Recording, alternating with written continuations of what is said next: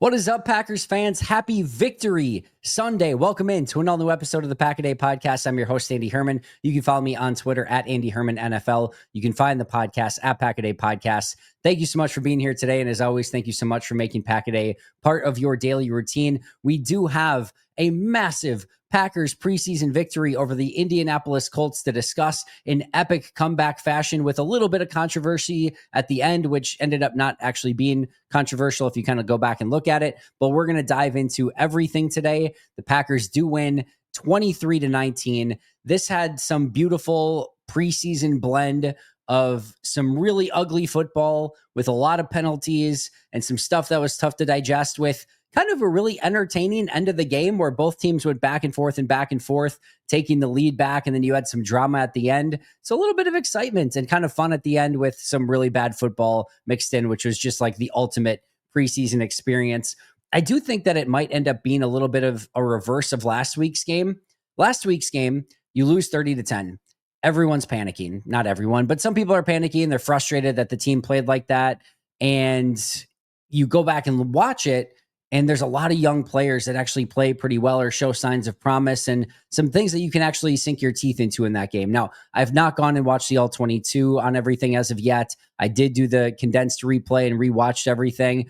I kind of have a feeling in this one, and just sort of with players that did and didn't play, I don't think we're going to have quite as much from, really big takeaway from some of the young players. One maybe withstanding. But I do think that there are some interesting players to discuss out of this one that will help themselves or hurt themselves either on the practice squad or on the 53-man roster. We'll break down that today. But the other thing, too, that we have to also sort of navigate is a few injuries that we had in this game as well. So we will also talk about that. But a little bit different. It feels better. You didn't lose 30-10. In fact, you actually picked up a win at the death of the game, really, with that big play at the end, which looked like a touchdown or at least a catch, but then wasn't. But again, I'm not sure that you had the young standouts that you did maybe from a week ago, even though it was a 30-10 loss. Before we get into too much more, shout out to our brand new Pack-A-Day Podcast YouTube members, Basimus, Tristan Yu, Alex Kiley, and Jackie Sikowski. Thank you guys so much for signing up. Appreciate that a ton. If you have not checked out those memberships yet, today is a great day to do so. One of the stories kind of coming into this game was who would play and who would not play. It was a sort of interesting conversation point that we had in the pregame show. Well, there were 29 players who were inactive for this game, which was actually kind of like 31 players who were inactive because Matthew Golden dressed but did not play a single snap. So they were clearly saving him. I think they probably had him as a just in case if they had some injuries or whatever, but he did not play a single snap. And then Brandon McManus also did not play. They dressed him in case something were to happen to McNamee, that you would still have a kicker, but he did not kick or play a single snap in the game either. So 29 inactives, and then two players in Golden and McManus who were not inactive but did not play. The entire list: quarterback Jordan Love, running back Josh Jacobs, wide receivers Christian Watson, Jaden Reed, Dontavian Wicks, Savion Williams, Romeo Dobbs, and then Matthew Golden-ish. Tight ends, Tucker Kraft, Luke Musgrave. Offensive linemen, Zach Tom, Rasheed Walker, Aaron Banks, John Williams, and Elton Jenkins. Defensive linemen, Devontae Wyatt and Kenny Clark. Defensive ends, Colin Oliver, LVN, and Rashawn Gary. Linebackers, Quay Walker, Edgerrin Cooper, and Isaiah McDuffie. Corners, Nate Hobbs, Carrington Valentine, and Keyshawn Nixon. Safeties, Xavier McKinney, Evan Williams, Zane Anderson, and Javon Bullard. And then, like I mentioned, Brandon McManus also did not kick in this game. The interesting one on this list, we don't know the differentiators between which ones were injury and which ones were healthy scratches. Now, we know which players did not practice due to injury on Thursday. We also know that there were no new injuries from practice on Thursday, so we can probably glean it pretty well. But the interesting player on this list to me is Isaiah McDuffie. Isaiah McDuffie getting a healthy scratch going into this game is pretty impressive for him. They did give him that new contract in the offseason. They clearly view him right now as that number 3 linebacker. We knew he's not going anywhere. He was a lock to make the 53, but they clearly see him as a key player, not only at linebacker, but on special teams as well. He's kind of one of the interesting ones that does, in fact, get that healthy scratch prior to the game. As far as who played the most in this game per PFF, on offense, Anthony Belton and Donovan Jennings tied for the most snaps with 62 apiece. Julian Hicks played 58.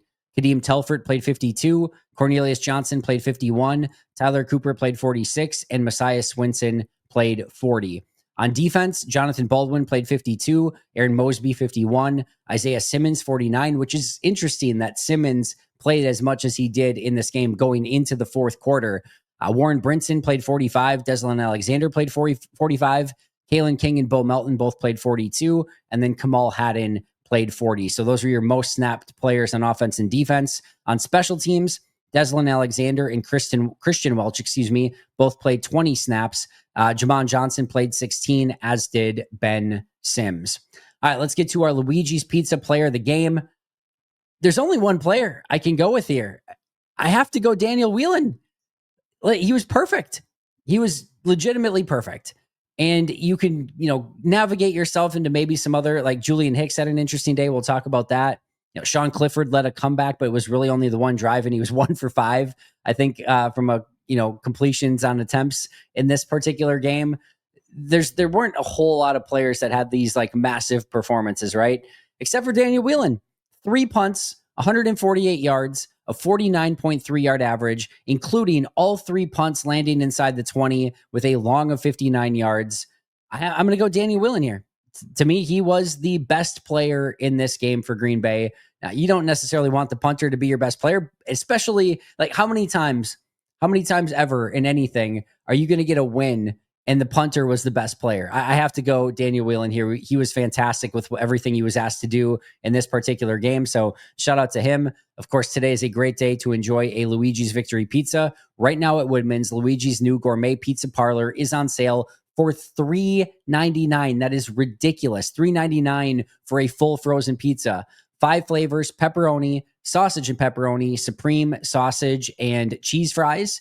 So what are you waiting for? Go get to Woodman's and pick up like 1,000 of them. Gourmet pizzas without the gourmet price. Go check that out. You can find, of course, Luigi's at luigispizza.com and on social media at Luigi's Pizza. Also, our Habish Rotier injury report following the game. 3 known new injuries from this one. Omar Brown with a chest contusion. Sounds like a semi-scary injury where he actually had to stay in the hospital overnight. You never want to see anything like that. Hopefully he's okay and can get back sooner rather than later, but you always want to be cautious with those type of injuries. So Omar Brown. Marshawn Lloyd. We'll talk about Marshawn Lloyd. Good news, bad news. The bad news is there is a injury here. Bad news is it's a hamstring injury. The good news, it's just a little bit of hamstring tightness. And per Bill Huber, it is not expected to be a serious injury at all. It sounds like it's a very minor injury that they're not concerned about, but still worth noting nonetheless. Good news overall, not a big-time injury, but a hamstring tightness injury for Marshawn Lloyd. And then Barron Sorrell had a knee injury. He went out early. It was a special teams play where he got kind of rolled up on, went into the blue tent, and then he did not return to the game. So 3 known injuries from this one: Omar Brown, chest contusion; Marshawn Lloyd, hamstring tightness; and Barron Sorrell with that knee injury. Now, if you need a personal injury attorney, give my friends at Habish a call. They are real, committed, friendly, local, and guess what? They actually do love the Packers. They've made Pack-A-Day part of the Habish family. Do me a favor, make Habish your first call when you need a personal injury attorney. Their number is 800-242-2874 or 800-2HABISH. Of course, you can also visit their website at habish.com. Habish Rotier, national reputation, hometown service. All right, I have got a smattering of just sort of random topics that I want to talk about. Most of these are just players, some kind of like individual player performances. Some of them are themes and just other random thoughts that I have in my head from that game. I've got 22 of them, and they're all going to be pretty short snippets because, again, I don't think there's any through line theme from this one that really like tells a narrative or a story or anything. So just kind of some random takeaways from this game. Let's get into it right away. The first thing I will say is the first half, not an ideal half maybe for Green Bay. Some sloppiness. We'll get into the penalties. Emmanuel Wilson, I can't remember if Wilson's turnover was in the first half or the second half off the top of my head, but there was still a turnover from Emmanuel Wilson. It wasn't the prettiest, but what I will say is that was a lot of Packers who are going to be on the second or third team or not even make the team going up against the Colts starters. And they hung. Like it wasn't like a train wreck. It wasn't a nightmare. They hung in there defensively against the Colts starters. And then on offense, like they had a couple completions and they played them pretty tight here and there. Like it wasn't this like laughing stock where the Colts were just running circles around Green Bay's number 2s and number 3s. Like it was kind of competitive. The Colts had the lead. Give them credit for that. But it wasn't one of those things where you're just looking like, oh my God, these are like two completely different caliber of players. And when you've got your 2s and 3s in and they've got their 1s in, that is very, very noteworthy. So I thought Jeff Hafley and company, especially on defense, yeah, you allowed a little bit of points or whatever. But the fact that you're doing that with your 2s and 3s for the most part, I thought was ultra impressive. And it didn't ever quite look like this was a team that was playing with their starters against a team with complete backups, but it was. And that's a kudos to Green Bay, their depth. And I thought just kind of what they were able to accomplish going up against Indianapolis's starters in this one. Second thing, let's talk about Marshawn Lloyd. I saw some people say like, hey, as a runner, it didn't look great. That one play in the hole where he makes a linebacker just miss immediately in the hole to pick up extra yards was an impressive run. I thought he ran tough, had a couple runs where he got yards after contact, and there just wasn't a lot there for Marshawn Lloyd. I understand that when you hear of like, oh, he's making all these big plays in practice, and then you see like a couple 3-4 yard runs, you're like, all right, well, that wasn't anything special. There still has to be stuff blocked up for him, right? And at first glance, and as I rewatched it, I didn't see a whole lot of opportunity for Marshawn Lloyd, the runner, to be able to do a whole heck of a lot more than that. So to me, he was fine as a runner. It wasn't spectacular because there wasn't much opportunity to do anything spectacular there. And then as a receiver, that wheel route was really impressive to be able to get down the field. Nice catch there. Unfortunately, that's the play it seemed like he got a little bit banged up on, did not return after that particular play. Couple other plays of note. On the blitz pickup on the left side, I appreciate the fact that Marshawn Lloyd was able to get over there and recognize his assignment and get there. Not the best block, but did a good job of getting in the way and then kind of releasing afterwards. So not a terrible play there overall from Lloyd. Now, he got a play where he kind of threw it out in front. Malik Willis threw it out in front of him. I thought there was an opportunity for a catch there, and Lloyd just couldn't quite hang on. It was a tough play. I'm not going to hold it against him too much, but one I would be willing to bet you Marshawn Lloyd would say he probably could have had. And then the other one was well behind him. He didn't have much opportunity to do much else, but I thought overall the wheel route was the big one, but I thought he ran well and had some good moments, a couple things that he needs to clean up. The big thing, unfortunately, is the injury. And then, of course, we get into this. Marshawn Lloyd sucks. He's always injured, whatever. I talked about this on the live postgame show. There's nothing to me that you can, like, if you can prove to me, anybody, this is open conversation. If anyone can prove to me that you have definitive proof that you now know, like Marshawn Lloyd for the rest of his career, based on what we've seen so far, is going to remain injured and, and consistently have injuries, let me know. And then I will be willing to understand the injury prone designation. I don't believe in that. Unless there's something that you can say like, yep, here's a definitive proof that he's going to remain injured moving forward. I don't buy into that sort of, I guess, thought process or just conversation. To me, it doesn't do anyone any good. And it's not like he's trying with these injuries, right?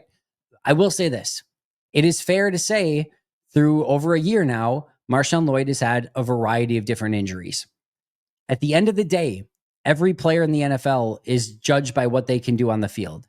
And if you can't get on the field, well, that's part of that equation of judging the player for what they were able to accomplish. If you can't get out there, you can't accomplish anything.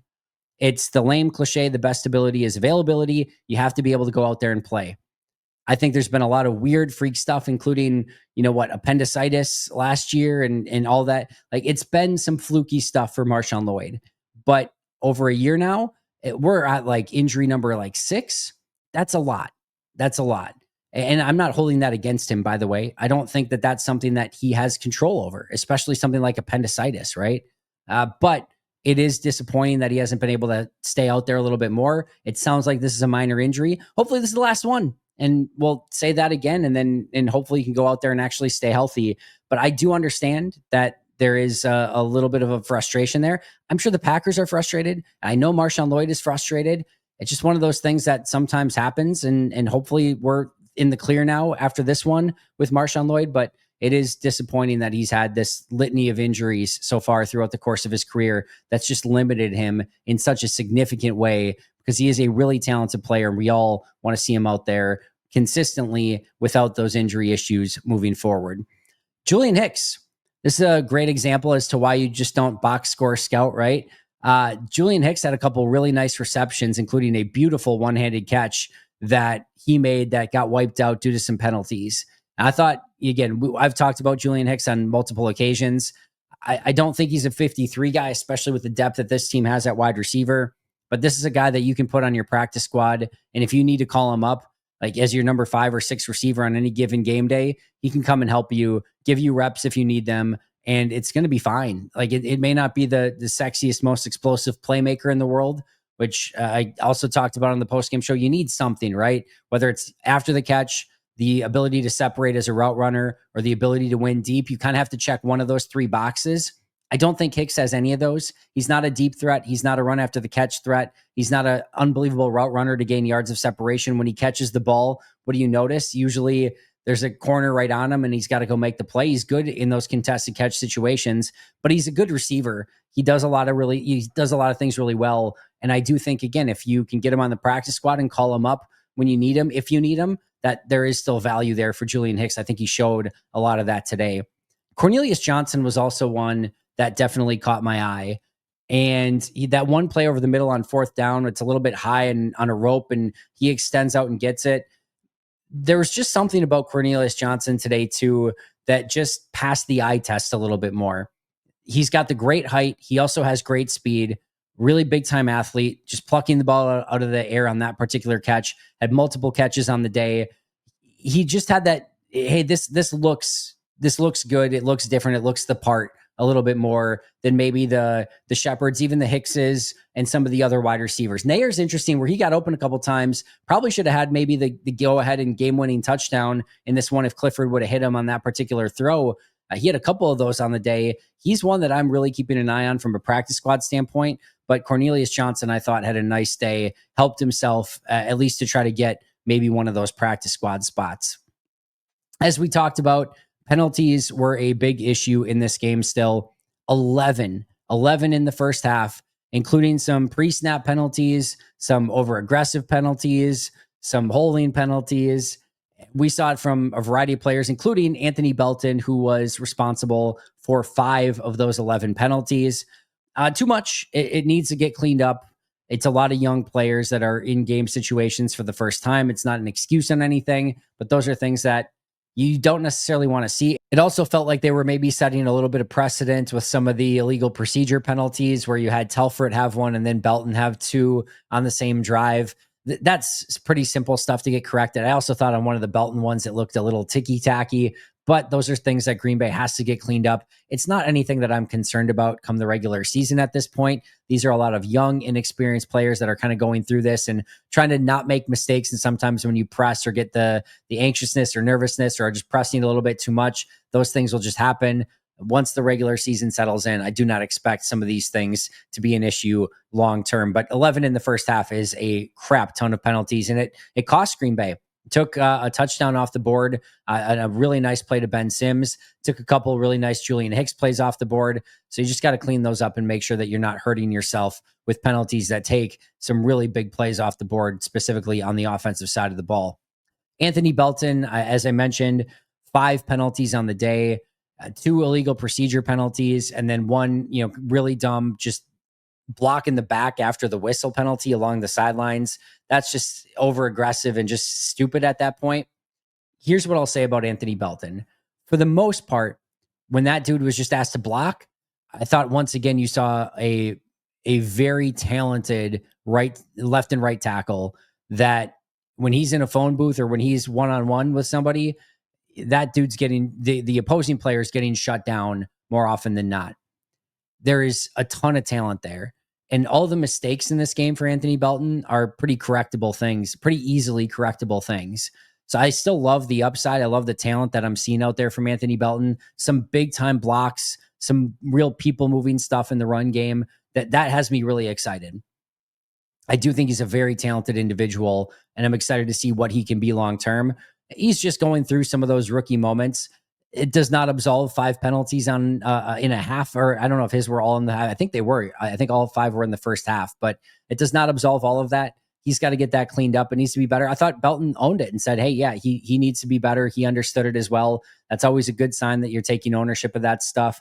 I also, again, don't expect that to be long term, but you don't want to have that type of showing. Also had like a play on goal line where a defender gets across his face on a run play to the left. That stuff can't happen. It doesn't matter how talented you are. If you have those lapses in a game, whether it's a holding penalty, a personal foul, an illegal procedure, a false start, a bad block that leads to a negative play, if you have those, here's the thing. They're different types of talented, but you're just Jason Spriggs at that point. What I mean, different types of talented, Spriggs was more light feet and really athletic. Belton's more heavy feet and really athletic, just a bigger player, but they were both incredibly talented, but Spriggs had all those mental lapses where it would just be like, it would look like you forget how to play offensive lineman for a handful of snaps per game. And if you do that, you don't have a chance to be a legitimate offensive lineman because it's just too many mistakes that hurt your team. So that's what Belton's going to have to work on: technique and just staying in the moment, being consistent. Those two things, if Belton cleans up, the ability for him to be a long-term starter for this team and a mauler in the run game is right there. It's all on a silver platter for him if he wants to take it, but he's going to have to get better with technique and he's going to have to be more consistent on a down-to-down basis. I thought Bo Melton had he had the beautiful pass breakup, and I said it last week, I'll say it again right now. What he's doing 3 weeks ago is when he officially made the transition to corner. Not even 3 months ago was when they started even just thinking about and having him play some snaps here and there on defense in minicamp. It is unbelievable and completely remarkable that he looks like a corner out there. A nice PBU. Thought he made a couple of good plays as a tackler. He just looks the part already, and that is no easy task whatsoever. Excited to watch the all 22 on him, but what he is doing out there, transitioning from wide receiver to corner, that is such a ridiculous thing to do at the NFL level. And he might already be in that corner 4 conversation for Green Bay. It's impressive what he's doing, and hopefully he can, kind of continue that upward trajectory and even get better. How could he not? He's an infant at playing corner, and it looks solid. It looks good so far. As time goes on, I would hope that would only continue to get better and he can kind of master that position as time goes on. Donovan Jennings, really tough game for him up front. I mean, when he gets the start, it was Morgan, Jennings, Ryan, Monk, and Belton. He was very clearly the weak link on that offensive line with those 5 guys. There was no question about it. I did think he settled into the game a little bit more, as the rest of the team did. As you're going against starters to begin with, it's going to be tough. And then when you start going against second and third stringers, it's going to ease up a little bit for you. But you definitely felt like he was the weak link. And I thought that was his second consecutive tough game. He's going to need a pretty massive third preseason game. Listen, that number 8 offensive line, the number 9 offensive line spot is totally up for grabs. Kadeem Telford, Donovan Jennings, any of the undrafted guys, Lacita Smith, Trey Hill, go grab it. It's right there.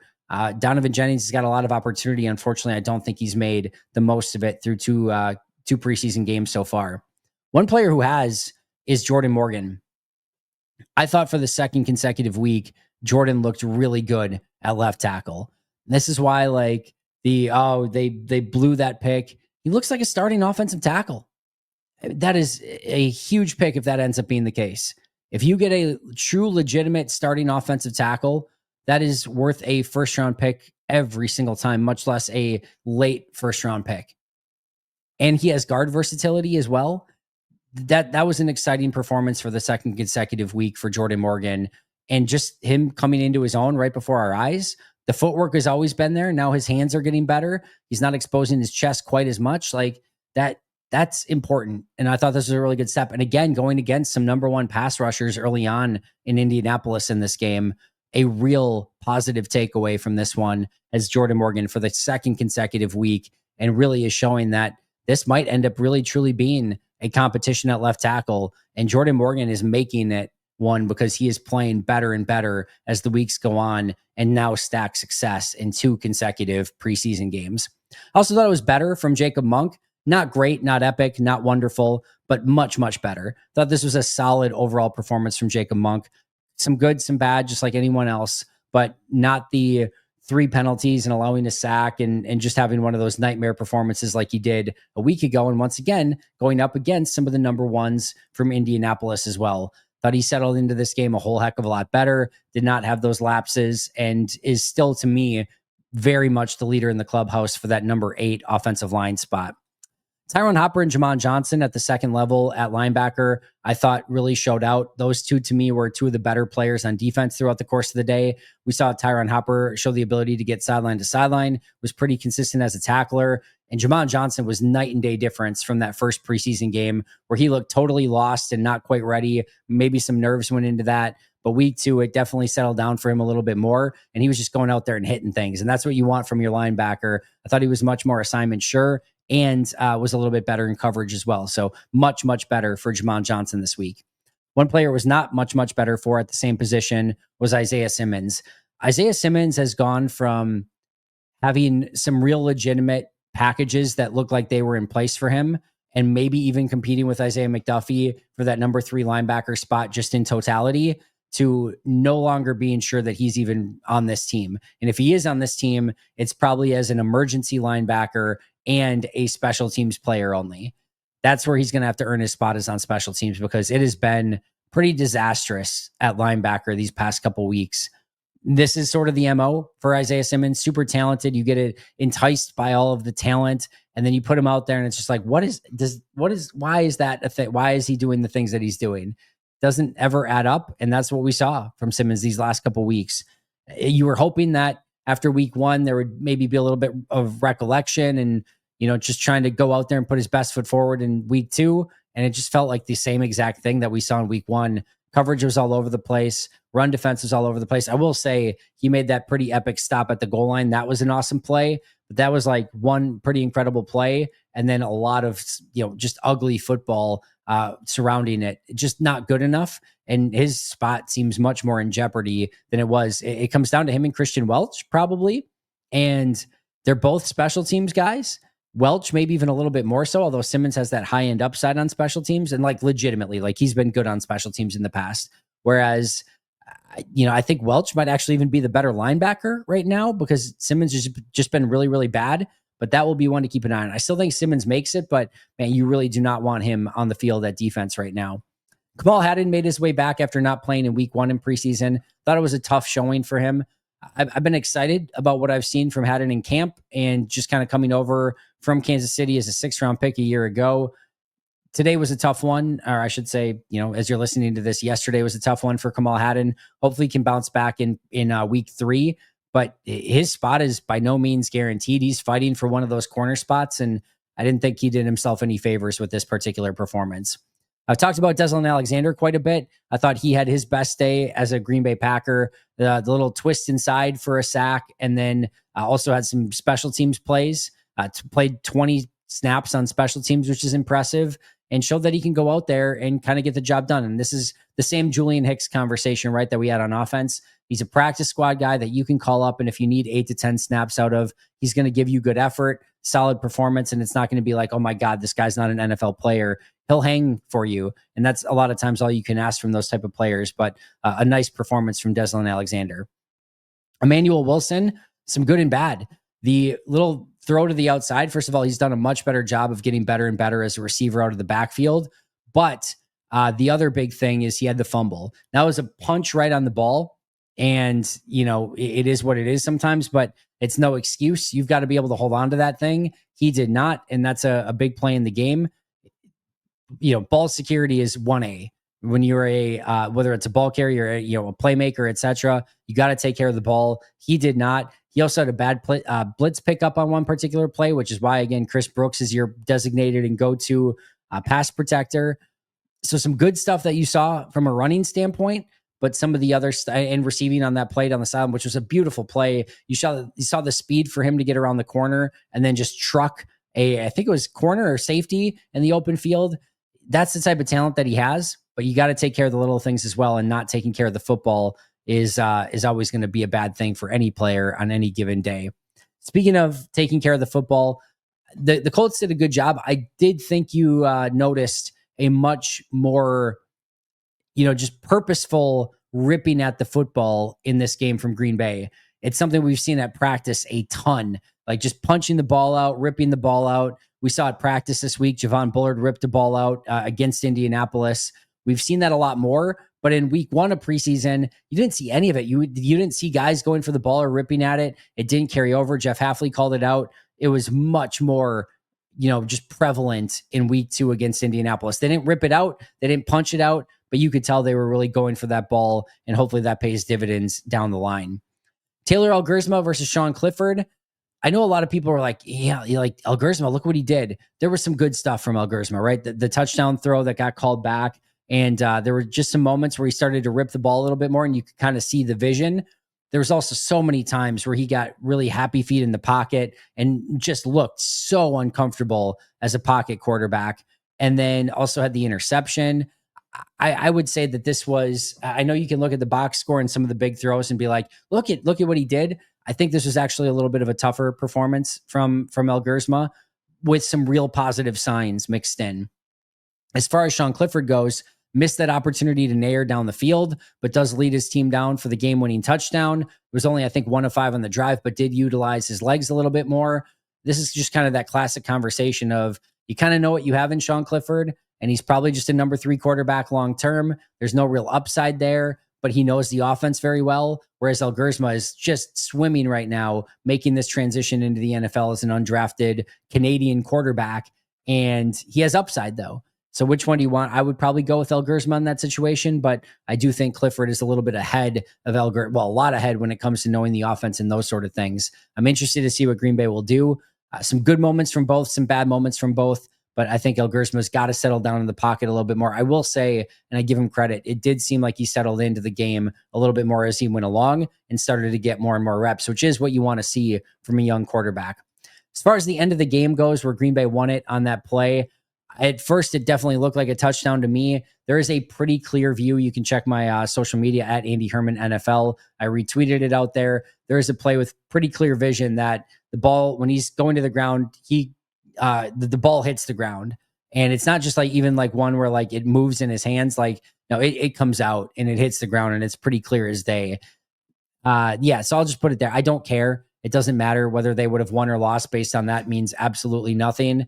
It's one of those plays that for in the regular season, it probably would have had some controversy to it. But I do actually think seeing that one replay that, again, you can go check out on my social media profile, it did very much seem like a incompletion. And I think they actually got that call right.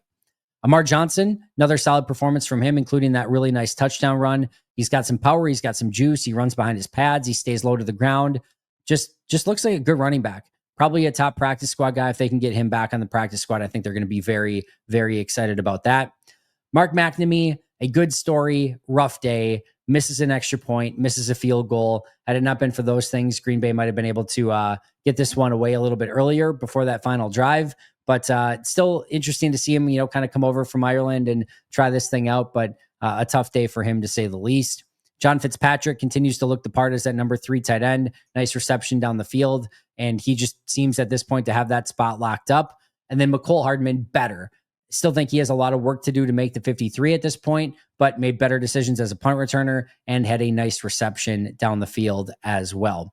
Those are kind of my notes and takeaways from the game. My key takeaways, the injuries, those are ones that we're going to want to keep an eye on. It sounds like Lloyd is minor, but Omar Brown, Barron Sorrell. Sorrell is really the big one right now that I think you want to keep an eye on because he would be a true rotational player for this team. If he's out for any period of time, that certainly hurts the edge rotation. Hopefully they can get some help if Colin Oliver can come back, and hopefully Barron Sorrell's is nothing too serious. Sounds like Lloyd's is not too serious. And then hopefully Omar Brown gets back sooner rather than later and that there's nothing major there going on. So injuries was key takeaway number 1. Number 2 is you picked up a win against a team who played their starters way more and far more often, or just period, right? That's still, I think, is a little bit of a morale and confidence builder. Means nothing going into Detroit in totality, but I'm glad that they were able to do it and show that, hey, some of these second and third guys can hang even with another team's starters. And then last but not least, Jordan Morgan continued to look the part. I think those are the three big takeaways. As far as this week goes, Sunday will be an off day. Monday is TBD. I don't know if they're going to have a practice that's just open to the media or not. My guess is probably yes, but I do not know for sure. Tuesday is an open training camp practice to the public.